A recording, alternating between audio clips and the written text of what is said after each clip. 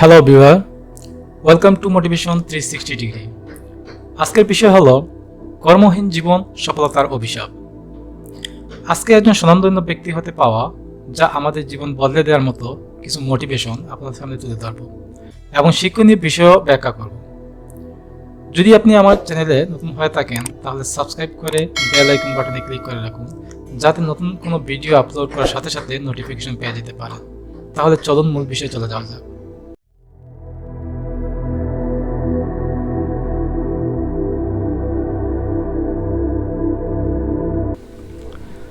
প্রথমে বলে রাখি, কবি মোস্তফা এর জীবন জানতে হলে মোটিভেশন 360 ডিগ্রি চ্যানেলে গিয়ে মোটিভেশন ফ্রম বায়োগ্রাফি প্লেলিস্ট হতে আলোকিত জীবন করতে ভিডিওটি দেখে নিতে পারেন। কবি মোস্তফা বলেছেন, আমার সফলতার পিছনে অনেক কারণের মধ্যে একটি কারণ হলো কবিতার দুটি লাইন, আর তা হলো, যে নদী হারায় স্রোত চলিতে না পারে, সহস্র শৈবাল দাম বাদে এসে তারে। এখানে কবি নদীর স্রোতকে জীবনের গতির সাথে তুলনা করেছেন এবং জীবনের গতি যখন থেমে যাবে তখন জীবনের ব্যর্থতা নামক শৈবাল তাকে গ্রাস করে ফেলবে। তাহলে দুটি উদাহরণের মাধ্যমে ব্যাখ্যা করা যাক।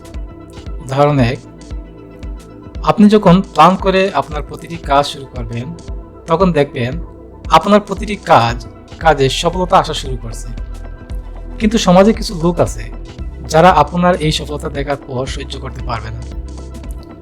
তখন তারা আপনাকে এমনভাবে কিছু নেতিবাচক কথা বলবে যা আপনি বুঝতে পারবেন না এবং তাকে আপন মনে করে তার কথা মেনে নিবেন, আর তখনই আপনার কাজের গতি থেমে যাবে এবং শৈবাল নামক অদৃশ্য বস্তুটি আপনাকে ঘিরে ফেলবে, যা আপনাকে অলসতার দিকে ধাবিত করে ধ্বংসের পথে নিয়ে যাবে। এখান থেকে পাওয়া শিক্ষণীয় বিষয়গুলো দেখা যায়। একটি কথা মনে রাখতে হবে, আপনি যখন প্ল্যান করে আপনার প্রতিটি কাজ শুরু করবেন তখন দেখবেন আপনার প্রতিটি কাজের সফলতা আসা শুরু করছে, তার মানে আপনার জীবনের গতি আছে। তখন আর কারো পরামর্শ নেওয়ার প্রয়োজন নাই। আর যদি কারো পরামর্শের দরকার মনে করেন তাহলে প্রথমে দেখে নেবেন পরামর্শদাতার প্ল্যান আপনার প্ল্যানের সাথে কতটুকু মিল আছে, বা কতটুকু আপনার প্ল্যানের সাথে যোগ করা যায়, বা তার পরামর্শ নিলে ভবিষ্যতে আপনার প্ল্যানের কোনো ক্ষতি হবে কিনা। অন্যথায় তার প্ল্যান থেকে নেওয়া থেকে বিরত থাকুন।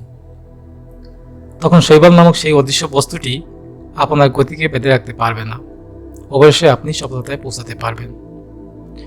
উদাহরণ 2, যদি আমরা সমাজের দিকে তাকাই তাহলে দেখব সেখানে অনেক লোক আছে যারা কর্মহীন। যেমন 1, কোথাও দেখা যায় 3 জন দেশে বা বিদেশে মাটিতে কর্মরত আছেন আর বাকি 4 জন বাড়িতে কর্মহীন অবস্থায় জীবন অতিবাহিত করছেন। 2, আবার কোথাও দেখা যায় উত্তরাধিকার সূত্রে সম্পত্তি পাওয়ার ফলে পরিবারের অনেক সদস্য কর্মহীন জীবনযাপন করছেন। 3, আবার কখনো দেখা যায় ছোট বাচ্চারা বেড়ে উঠতেছে তাদের অভিভাবকের কর্মহীনতা দেখে দেখে। সেই বাচ্চারা যখন বড় হবে তখন তারা জীবনে সেই কর্মহীনতাই প্রেরণা হিসেবে কাজ করবে। এখানে প্রতিটি কাজই জীবনের গতিকে থামিয়ে দেওয়ার মতো, যার ফলে তখনই শৈবাল নামক অদৃশ্য বস্তুটি আপনাকে এসে ঘিরে ফেলবে। এখান থেকে পাওয়া শিক্ষণীয় বিষয়গুলো দেখা যায়।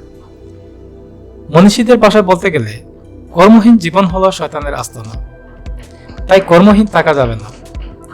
পরিবারের যারা কর্মরত আছেন তাদের অনুসরণ করে আপনার জীবনের গতিকে সচল রাখতে হবে। উত্তরাধিকার সূত্রে সম্পত্তি পেলে সেটাকে কাজে লাগিয়ে আপনার জীবনের গতিকে সচল রাখতে হবে। এমনকি আপনাকে এটাও খেয়াল রাখতে হবে যাতে আপনি কর্মহীন না থাকেন, কারণ আপনার বাচ্চারা আপনারই আদর্শে বড় হতে থাকবে। তখনই শৈবাল নামক সেই অদৃশ্য বস্তুটি আপনার গতিকে বেঁধে রাখতে পারবে না, অবশ্যই আপনি সফলতায় পৌঁছাতে পারবেন। তাই সবশেষে বলবো, কবি মোস্তফা অনুপ্রেরণামূলক উদাহরণ থেকে পাওয়া শিক্ষণীয় বিষয়গুলো আমরা যেন পালন করতে পারি, যাতে আমরা কর্মহীন না হয়ে আমাদের সফলতার পথে ধাবিত হতে পারি। ধৈর্য সহকারে ভিডিওটি দেখার জন্য আপনাকে অসংখ্য ধন্যবাদ।